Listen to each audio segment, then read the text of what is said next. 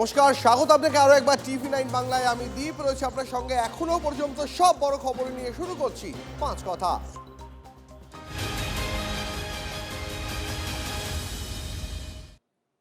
দেখুন, একে একে নিভিছে দেউটি। মমতার হাত ছাড়ছেন তার একের পর এক ছায়ার সঙ্গী। ফিরহাদ, চন্দ্রিমা, প্রিয় কেষ্টর পর এবার কালীঘাট তৃণমূল ছাড়লেন মদন মিত্র। 8ই জুন ঋতব্রত শিবিরে যোগ দেন মমতার একদা ছায়ার সঙ্গী ফিরহাদ হাকিম। আপনাদের আরও একবার মনে করে দিই, চলতি মাসের 4 তারিখ চন্দ্রিমা ভট্টাচার্য শিবির পাল্টান। 12ই জুলাই ঋতব্রত তৃণমূলের নাম লেখান চন্দ্রিমা ভট্টাচার্য। আর আজ দুপুর 2:10 মমতার হাত ছাড়লেন তৃণমূল কংগ্রেসের প্রতিষ্ঠাতা সদস্য মদন মিত্র।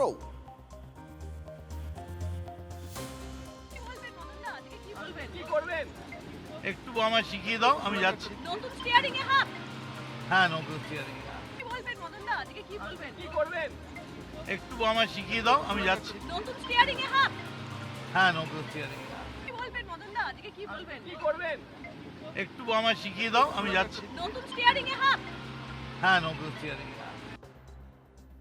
মমতার হাত ছেড়ে হোয়াটসঅ্যাপে সরি লিখলেন মদন। হোয়াটসঅ্যাপ স্ট্যাটাসে সরি লিখলেন মদন মিত্র। সূত্রের খবর, তৃণমূল নেত্রীকেও সরি লিখে মেসেজ করেছেন মদন। মমতার হাত ছেড়ে হোয়াটসঅ্যাপে সরি লিখলেন মদন। আজ বিধানসভায় মদন মিত্রর মোবাইল ফোনে এই সরি লেখা দেখতে পাওয়া যায়। হোয়াটসঅ্যাপ স্ট্যাটাসে সরি লিখেছেন মদন।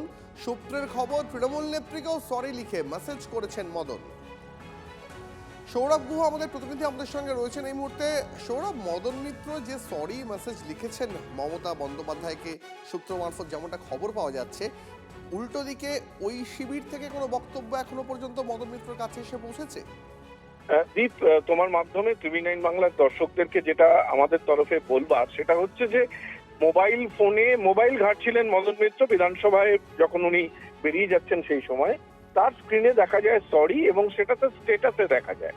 এবং সূত্রের যেটা দাবি যে এই সরি বার্তাটা তিনি তৃণমূল কংগ্রেসের নেত্রী মমতা বন্দ্যোপাধ্যায়কে লিখেছেন বা এই গ্রুপে দিয়েছেন। এ নিয়ে কিন্তু কালীঘাট শিবিরের তরফ থেকে কোনো ধরনের কোনো কনফার্মেশন কিছু পাওয়া যায়নি। যেটা মনে করা হচ্ছে যে দীর্ঘ কয়েক দশকের ছায়া সঙ্গী মমতা বন্দ্যোপাধ্যায়ের দল হাত ছেড়ে ঋতব্রত শিবিরে গেছেন মদন মিত্র। নিঃসন্দেহে সেই জায়গা থেকে সৌজন্যমূলক বার্তা এই সরি এমনটাই কিন্তু মনে করা হচ্ছে। তবে মমতা বন্দ্যোপাধ্যায় বা কালীঘাট শিবিরের তরফে তার এই বার্তা প্রসঙ্গে এখনো পর্যন্ত কোনো কনফার্মেশন নেই। ঘোষিতভাবে বার্তা এটাই যে অভিষেক বন্দ্যোপাধ্যায়কে কাঠগড়ায় দাঁড় করিয়ে মমতা বন্দ্যোপাধ্যায়ের হাত ছাড়লেন মদন মিত্র এবং যোগ দিলেন ঋতব্রত শিবিরে। এক্ষেত্রে সরি তিনি লিখেছেন তার স্ট্যাটাসে দেখা যাচ্ছে, যেটাকে মনে করা হচ্ছে যে বেশ রাজনৈতিকভাবে তাৎপর্যপূর্ণ। ধন্যবাদ সৌরভ।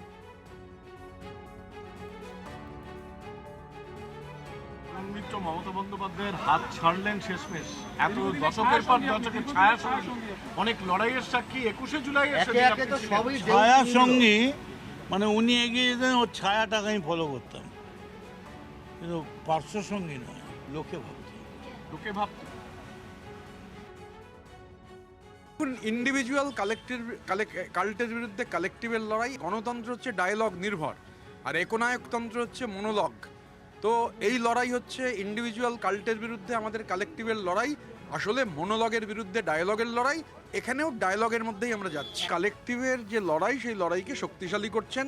ইন্ডিভিজুয়াল কাল্টের বিরুদ্ধে কালেকটিভের লড়াই শক্তিশালী করার জন্য তারা যে সিদ্ধান্ত নিয়েছেন, আমরা সেই সিদ্ধান্তকে স্বাগত জানাচ্ছি। আইন আইনের পথে চলবে, তার সঙ্গে তো রাজনীতির সম্পর্ক নেই। আইন আইনের পথে চলবে। আর এদিকে হাত ছাড়তেই মদনের বিরুদ্ধে বিজেপির সঙ্গে সেটিং এর অভিযোগ তুললেন মমতা। পরিবার ইডির সমন পেতেই দল যে ছাড়বে তা আমি বুঝতে পেরেছিলাম, তাই গতকাল রাতেই সব পদ থেকে মদনকে সরিয়ে দিয়েছিলাম, দাবি মমতা বন্দ্যোপাধ্যায়ের। হ্যাঁ, ভয়ে কাউকে কাউকে পুলিশকে দিয়ে ভয় দেখিয়ে পুলিশ গিয়ে বলছে গাড়ি নিয়ে এসছি। হয় বিজেপির কোলে জ্বালা দুলছে, কি আর বলবো। সেটিং কোম্পানিতে নাম লেখান, তা নাহলে গাড়ি নিয়ে এসছি, জেলে যান। ভয় পেয়ে না তো আপনার ছেলেকে অ্যারেস্ট করবো, আপনার মেয়েকে অ্যারেস্ট করবো, আপনার পরিবারকে অ্যারেস্ট করবো। যেমন একজন আজও চলে গেছে, আমার কোনো দুঃখ নেই, কারণ সে আমায় কালকেই মেসেজ দিয়ে বলেছিল যে আমার পরিবারের সকলকে সামন দিয়েছে ইডি। তখনই আমি বুঝে গেছিলাম, তখনই তার কোনো পজিশন ছিল না, কারণ পজিশন তখনই আমরা তাকে সরিয়ে দিয়েছিলাম সব ক্ষমতা থেকে। কাজে মিথ্যে কথা বলে চাতুরি করার কেউ চেষ্টা করবেন না। যাদের যেতে হয় যান, যা পড়ে থাকবে সেটাই আমার সোনার খনি। মিত্রর সাথে বহুদিনের মিত্রতা ছিল, তো সেই জন্য সে সাহাবাড়িতে এসেছিল। দেখুন, বিষয়টা পরিষ্কার, তৃণমূল কংগ্রেস আমরা আইডিওলজিটাকে ধরে রেখেছি। এটা সময়ের সাথে যারা দীর্ঘদিন থেকে তৃণমূল কংগ্রেস করেছে, যারা তৃণমূল কংগ্রেসটাকে শক্তিশালী বানিয়েছে, দাঁড় করিয়েছে, সরকারে আসতে সাহায্য করেছে, তারা এটা বুঝতে পারছে। সেই কারণেই তারা মূল ধারায় চলে আসছে। মদন মিত্র বা অনুব্রত মণ্ডল দুজনেই এর আগেও এজেন্সির বিভিন্ন তদন্তের মধ্যে ছিল এবং তারা কারাবাসেও ছিল। তো তখন যদি কিছু করার থাকতো তখনই করত। এটা জুড়ে দিয়ে ব্যাপারটাকে গুলিয়ে দেওয়ার চেষ্টা করা হচ্ছে। আসল বিষয় হচ্ছে আমরা তৃণমূল কংগ্রেস এবং তৃণমূল কংগ্রেসটাকে আগামী দিন সেই জায়গায় নিয়ে যেতে চাইছি, যেই জায়গায় দাঁড়িয়ে প্রত্যেকটা তৃণমূল কংগ্রেস কর্মীকে সাথে নিয়ে লড়াইটা করতে পারবো। সেই কারণে সবাইকে তো একসাথে আসতে হবে। নবীন প্রবীণের মিশ্রণে দলটা আবার নিজের পায়ে দাঁড়িয়ে উঠবে এবং যেই লড়াইটা দেওয়ার কথা বিরোধী হিসেবে বিজেপির বিরুদ্ধে, সেই লড়াইটা আমরা যাতে দিতে পারি, তাই জন্য সবাই একটা প্ল্যাটফর্মে আসছি, এক জায়গায় আসছি। মদনের শিবির বদল নিয়ে এবার কুণালকে তোপ দাগলেন অর্জুন। মমতা বন্দ্যোপাধ্যায়ের সঙ্গে কেউ থাকবেন না। একই সঙ্গে কুণাল ঘোষকে মহাভারতের শকুনি মামার সঙ্গে তুলনা করলেন অর্জুন সিং। মমতা শিবিরে থেকেই কালীঘাট তৃণমূলকে শেষ করার শপথ নিয়েছেন কুণাল। কুণাল ঘোষই আসল নাটের গুরু, আমি স্রেফ মজা নিচ্ছি, খোঁচা রাজ্যের পরিবহন মন্ত্রী অর্জুন সিং এর। মদনদা চলে গেল ঋতব্রতদের শিবিরে মৌদাজির হাত ধরে। এটা কি মদনদাকে গলা জড়িয়ে বলিনি, আমি বলে ও লাভলি। মদন মিত্র একটা জোকার আছে, জোকার দেখে একটু মজা নিতে হয়নি। এত ওই মমতাজিকে ছেড়ে ঋতু চলে গেল। আরে মমতা ব্যানার্জির সঙ্গে কেউ থাকবে না। আর ওই যে আছে না কুণাল শকুনি মামা, ও তো শপথ নিয়েছে এদেরকে শেষ করবে। ও আস্তে আস্তে নিজে ওখানে থেকে থেকে সবাইকে আস্তে আস্তে ওখান থেকে তাড়াচ্ছে। ওই হলো আসল নাটক গুরু। মদন মিত্রকে নোটিশ দিল ইডি, তারপরে দেখা গেল সন্ধ্যেবেলা চলে গেল ঋতব্রতদের। তো ও কি ভাবছে ঋতুব্রতর কাছে গেলে ইডিওকে ধরবে না? ওসব করছে না, ইডিওকে ধরবে। ও অনেক দুর্নমারি করেছে। এই যে মদনদাজি চলে গেল, এটা আপনার চোখে কি দেখবে, আপনি কি বলবেন? আমি মজা নিচ্ছি, আমার আবার কি আছে। ও লাভলি। মদন মিত্রর সঙ্গে আমার জীবনের 3 দিন হয়তো কথা হচ্ছে। আমি কি করে জানবো মদন মিত্র কেন যাচ্ছে? যা হবে তোমরা দেখতে পাবে ওরা কি করে। দেখুন, দল তো ভেঙেই চলেছে, কিন্তু এখনো 21শে জুলাই নিয়ে আঁকড়ে মমতা। 21শে জুলাইয়ের সভা নিয়ে হাওড়ায় কর্মীদের সঙ্গে বৈঠকে মমতা বন্দ্যোপাধ্যায়ের সঙ্গে বৈঠকে অভিষেক বন্দ্যোপাধ্যায়, কুণাল ঘোষ, রাজীব বন্দ্যোপাধ্যায়রা। অভিষেককে তোপ থেকে শিবির বদল মদন, ববি, চন্দ্রিমাদের, সেই অভিষেকের সঙ্গে নিয়েই আজ হাওড়ার কর্মীদের সঙ্গে বৈঠকে মমতা। আমি সরাসরি কথা বলবো, আমাদের প্রতিনিধি সুশোভন আমাদের সঙ্গে রয়েছেন। সুশোভন, খানিকক্ষণ আগেও, মানে খুব বেশি হলে ঘন্টা দুয়েক আগে, মদন মিত্র বিধানসভায় দাঁড়িয়ে বলেছেন যে অভিষেক বন্দ্যোপাধ্যায়কে বাঁচাতে গিয়ে গোটা তৃণমূল দলটাকে মমতা বন্দ্যোপাধ্যায় ডুবিয়ে দিলেন। সেই অভিষেক বন্দ্যোপাধ্যায়কে সঙ্গে নিয়েই এখন হাওড়ার কর্মীদের সঙ্গে বৈঠক করছেন মমতা। একেবারেই তাই, এবং সেই বৈঠক কিছুক্ষণ আগে শেষ হয়েছে এবং মূলত যারা দলীয় কর্মী তারা মমতা বন্দ্যোপাধ্যায়ের সামনে ছিলেন, অভিষেক বন্দ্যোপাধ্যায় ছিলেন, তাদের যে বার্তা সেটা শুনেছেন। কিন্তু এবারের যদি তুমি দেখো যে গতবার এবং এবারের মধ্যে খুব স্বাভাবিকভাবেই বদল এসছে। আগের বারও কিন্তু এই বৈঠকগুলো বিভিন্ন ব্লক লেভেলে বিধায়করা করতো। এবারে কিন্তু দলনেত্রী মমতা বন্দ্যোপাধ্যায়, কালীঘাটে তৃণমূল কংগ্রেস, তারা কিন্তু নিজেরাই করছেন এবং একেবারে কালীঘাটে এসে সেই বৈঠকটা করতে হচ্ছে। আর অন্য দিক থেকে কিন্তু যেহেতু একেবারে এই বৈঠক শেষ হওয়ার পর দ্বিতীয় আরেকটি বৈঠক শুরু হয়েছে, সেখানে কিন্তু অভিষেক বন্দ্যোপাধ্যায়, মমতা বন্দ্যোপাধ্যায় ছাড়াও মৌহা মৈত্র, কুণাল ঘোষ, সৌগত রায়, একাধিক শোভনদেব চট্টোপাধ্যায়, একাধিক নেতৃত্ব তারা রয়েছেন।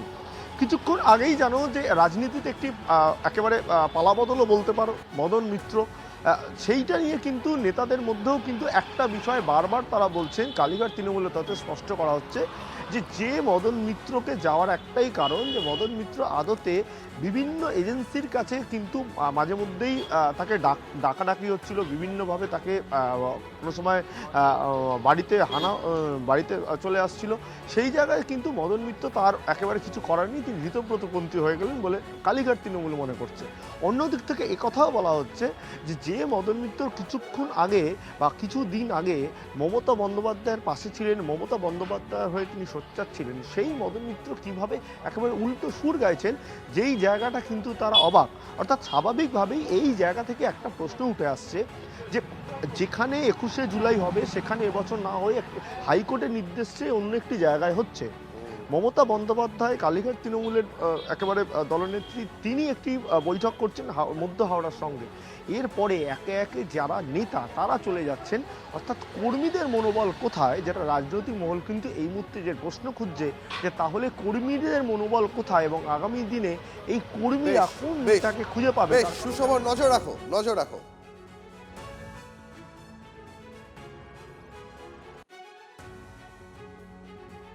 I go on your invitation. He has gone on the invitation of the ED.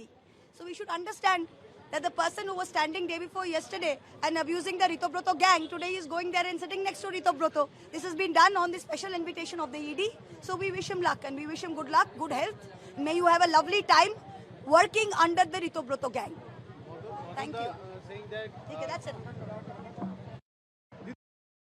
আপনারা শুনলেন মহুয়া মৈত্রের বক্তব্য। মদন মিত্র ইডির ভয়ে যোগদান করেছেন বিদ্রোহী শিবিরে, এমনটাই মত মহুয়া মৈত্রের গলায়। এই মুহূর্তে হাওড়ার তৃণমূল কর্মীদের সঙ্গে নিয়ে বৈঠকে মমতা বন্দ্যোপাধ্যায়, সেই বৈঠকে উপস্থিত রয়েছেন অন্যান্য কালীঘাটপন্থী তৃণমূল নেতা নেত্রীরাও, সেখানেই রয়েছেন মহুয়া মৈত্র।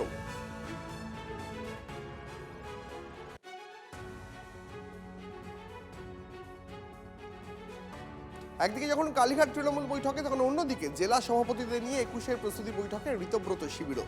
দক্ষিণ কলকাতায় ঋতব্রত শিবিরের ডাকা বৈঠকে আজ একদম সরাসরি যোগ দিয়েছেন অনুব্রত মণ্ডল। সেই ছবি আপনাদের এই মুহূর্তে দেখাবো। জেলা সভাপতিদের নিয়ে 21শের প্রস্তুতি বৈঠকে ঋতব্রত শিবির। দক্ষিণ কলকাতায় ঋতব্রত শিবিরের ডাকা প্রস্তুতি বৈঠকে আজ যোগ দিয়েছেন অনুব্রত মণ্ডল। এর আগে যখন তিনি শিবির বদলেছিলেন, বার্তা দিয়েছিলেন যে তিনি ঋতব্রতদের সঙ্গে রয়েছেন, কিন্তু আজ একেবারে সশরীরে বৈঠকে যোগ কেষ্টর। আমার সহকর্মী প্রদীপ্ত কান্তি আমাদের সঙ্গে রয়েছেন এই মুহূর্তে। প্রদীপ্ত, এই আমি যদি বলি নব্য তৃণমূলের 21শের বৈঠকে কোন কোন বিষয়গুলো নিয়ে আলোচনা হলো এবং অনুব্রত মণ্ডলের এই বৈঠকে কি ভূমিকা ছিল, তিনি কি বার্তা দিলেন, তাকেই বা কি বার্তা দেওয়া হলো? দেখো, অনুব্রত মণ্ডল তিনি এসছেন দীর্ঘদিন পর কলকাতাতে, শুধু আসা নয়, ঋতব্রত বন্দ্যোপাধ্যায় শিবিরের তিনি বীরভূম জেলার সভাপতি হয়েছিলেন এবং আজকে তিনি সশরীরে এলেন, যেমনটি তুমি বললে। আর বারংবার অনুব্রত মণ্ডল যে কথা বলছেন তা হলো যে অভিষেক বন্দ্যোপাধ্যায় দলটাকে শেষ করেছেন। তিনি বৈঠকের অন্তরেও কিন্তু সেই একই কথাই তিনি বলছেন। আমার সহকর্মী তুষার ঘটককে দেখাতে বলবো যে এই মুহূর্তে যেখানে বৈঠক চলছে, তুষার ঘটক সেই ছবি তুলে ধরছে। দেখো, দীর্ঘ সময় ধরে বৈঠক চলছে এবং সেখানে অনুব্রত মণ্ডল যে কথা বলছেন তা হলো যে সংগঠন এখনো চাঙ্গা রয়েছে এবং দলীয় অফিসে যাওয়া কখনো অনুব্রত মণ্ডল বন্ধ করেননি এবং তার বক্তব্য হচ্ছে যে মূল ক্ষোভটা অভিষেক বন্দ্যোপাধ্যায়ের ওপরে, তার কারণ তারা সব কিছু করবেন আর অন্য কেউ অন্য কিছু করে চলে যাবেন তা হয় না। এবং একই সঙ্গে ঋতব্রত বন্দ্যোপাধ্যায়দের যে আশ্বাস তিনি দিচ্ছেন, অন্তত বৈঠক সূত্রে যা জানা যাচ্ছে যে তিনি কখনো বেইমানি করেননি, এক্ষেত্রেও করবেন না এবং বীরভূমের যে সংগঠন আছে সেই সংগঠনের শক্ত ভিতের ওপরে দাঁড়িয়েই 21শে জুলাই প্রচুর লোক নিয়ে আসা হবে, সেখানে কোথাও কোনো চিন্তা নেই। এবং একই সঙ্গে বিজেপিকেও তিনি আক্রমণ করছেন, বলছেন ওদের সঙ্গে বেশি কেউ নেই, কিছু নেশাখোর লোকজনরা রয়েছে, ফলে সংগঠন একদম চাঙ্গা আছে, সেখান থেকে দাঁড়িয়ে কোনো চিন্তা নেই। প্রচুর মানুষ আসবেন এই 21শে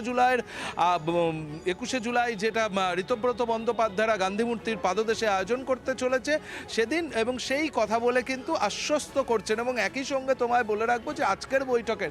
আরও একজন আকর্ষণ রয়েছেন মদন মিত্র, তিনিও কিন্তু একই কথাই বলছেন এবং তিনি বলছেন যে তারা চাইলে ভিক্টোরিয়া হাউসের সামনে, যেখানে গত কয়েক বছর ধরে শুধু নয় গত কয়েক দশক ধরে রাজ্যবাসী সাক্ষী থেকেছে 21শে জুলাইয়ের, সেখানেই তারা ভরিয়ে দিতে পারেন। এবং মদন মিত্ররও বক্তব্য যে 1 বছর হলেই যদি আমরা সংগঠনকে একই রকমভাবে এগিয়ে নিয়ে যেতে পারি, চাঙ্গা রাখতে পারি, তাহলে 1 বছরের মধ্যেই কিন্তু সংগঠন আরও বৃহত্তর কোথাও গিয়ে পৌঁছাতে পারে, এই আশাও তিনি ব্যক্ত করছেন। এবং একই সঙ্গে যে বিজেপির পায়ের তলায় মাটি নেই অন্তত তেমনটা তিনি বলছেন। এবং বৈঠক ইতিমধ্যেই শেষ হয়েছে, এক এক করে জেলা সভাপতি যারা আছেন তারা বেরিয়ে আসতে শুরু করেছেন। এখন দেখার বিষয় যে এই বৈঠক শেষে ঋতব্রত বন্দ্যোপাধ্যায়, সন্দীপন সাহারা তারা কি বলেন, অনুব্রত মণ্ডল, মদন মিত্ররা যে আশ্বাস দিচ্ছেন সেই আশ্বাসেই কি প্রচুর মানুষ আসবেন কি আসবেন না, এই নিয়ে দোলাচল আছে। প্রদীপ্ত, আপাতত ধন্যবাদ তোমাকে। আর আপনাদের পাশাপাশি দুটো ছবি দেখাচ্ছিলাম, একদিকে কালীঘাটপন্থী তৃণমূল কংগ্রেস, সেখানে মমতা বন্দ্যোপাধ্যায়, অভিষেক বন্দ্যোপাধ্যায় তাদের নেতৃত্বে বৈঠক চলছে হাওড়া তৃণমূল কর্মীদের সঙ্গে। আর অন্যদিকে আপনাদের যে ছবি দেখাচ্ছিলাম দক্ষিণ কলকাতায়, সেখানে মদন মিত্র, অনুব্রত মণ্ডল তারা সেখানে 21শে প্রস্তুতি বৈঠক করছেন। আর এবার আপনাদের দেখাবো শিবির পাল্টেই মমতা বন্দ্যোপাধ্যায় এবং অভিষেককে আক্রমণ করলেন কেষ্ট। ভোটে হারের পর মমতা আমাকে 4 বার ফোন করে, আমি মমতাকে বলেছিলাম চোখ নয় তুমি কান দিয়ে দেখো, অভিষেকের জন্যই আমি জেলে গিয়েছিলাম, শিবির বদলে বিস্ফোরক দাবি অনুব্রত। তৃণমূল, আমিও তৃণমূল, ঋতব্রত তৃণমূল, আমিও তৃণমূল। আপনি কি মমতা বন্দ্যোপাধ্যায়ের সঙ্গে থাকছেন? অনেক দিন ছিলাম, প্রথম থেকেই ছিলাম। এখন আর নয়, এখন আর নেই। এখন তৃণমূলে আছি। মমতা বন্দ্যোপাধ্যায়ের সঙ্গে আর নেই। আমি জেলে গেলাম কেন? চলো, কার জন্য জেলে গেলেন?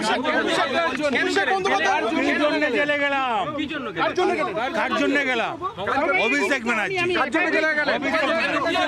যে আপনার যেহেতু এই কেসটা হয়েছে তার জন্য কি আপনি হঠাৎ করে মমতা বাজে কথা বলেন না। আমি সব ভয় পাই না। মমতা বন্দ্যোপাধ্যায় আপনাকে ফোন করে 4 বার ফোন করেছিল ইলেকশন হারার পর। আলাম চোখে দেখো না কানে দেখো তুমি, আপনি বলেছেন আর শুধরেই না ওরা। আমি বীরভূমে একটা পাথর আছে জানেন তো, পার ডে 3.5 কোটি টাকা আমি জমা দিতাম রেভিনিউ। সরকার পেত, ওই পাথরের জন্য সেটা হয়ে গেল 40 পার ডে 40 লাখ। ওর জন্যই শেষ হলো। তার জন্য শেষ হলো। হ্যাঁ, ওর জন্য। আজকে মদন মিত্র তিনি চলে গেলেন, কেউ থাকবে না, কেউ কেন থাকবে না? নরেন্দ্র মোদী, অমিত শাহ, শুভেন্দু অধিকারীর সাপোর্টার রচনা, চুঁচুড়ার বিজেপি বিধায়ক সমীর নাগের প্রশংসায় পঞ্চমুখ, সদ্য তৃণমূল ত্যাগী সাংসদ রচনা বন্দ্যোপাধ্যায়।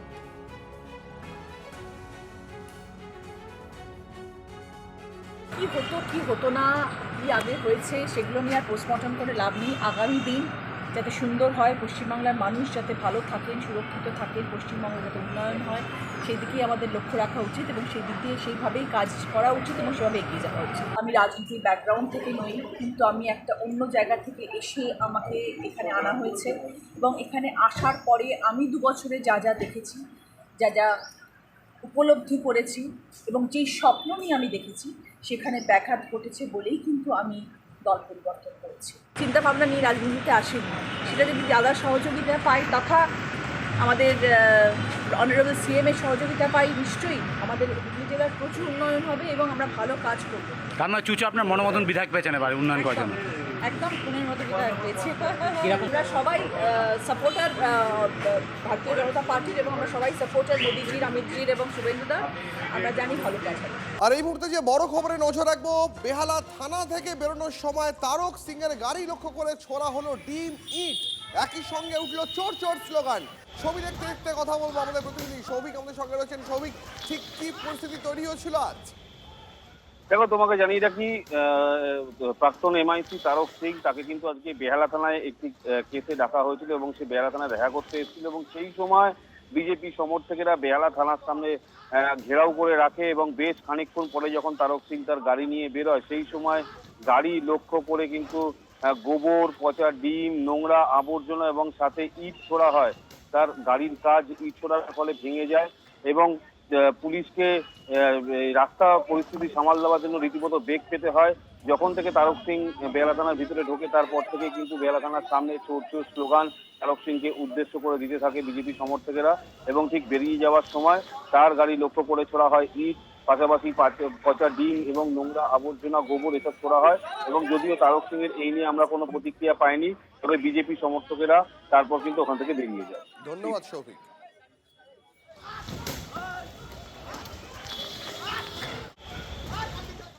এবার কল্যাণী জেনারেল হাসপাতালেও মিলবে অত্যাধুনিক রোবোটিক সার্জারি পরিষেবা। উদ্বোধন করলেন বিজেপির রাজ্য সভাপতি শ্রমিক ভট্টাচার্য। সূচনা হলো হাঁটুর অস্ত্রোপচার বিভাগেরও।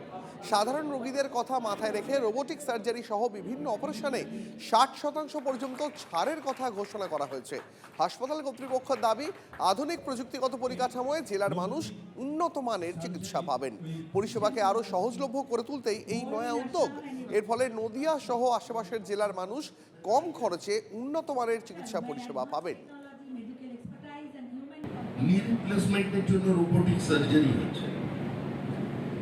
তো আমরা কোথায় ঠিক আছি, আমাদের স্বাস্থ্য ব্যবস্থা কোথায় দাঁড়িয়ে আছে, এটাই তার সবচেয়ে বড় প্রমাণ।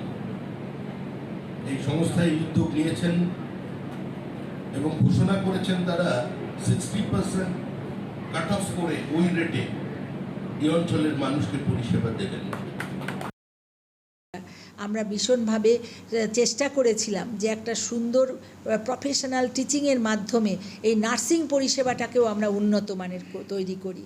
আমি বিভিন্ন জায়গায় বিভিন্ন দেশে এটা নিয়ে প্রচণ্ড ভালো রিসার্চ করেছি। আজকে আমাদের যে কল্যাণী জেনারেল হসপিটালের এই মাইলস্টোনগুলো আমরা অ্যাচিভ করতে পেরেছি, সেক্ষেত্রেও আমাদের নিজস্ব নার্সদের একটা বিশাল বড় ভূমিকা আছে।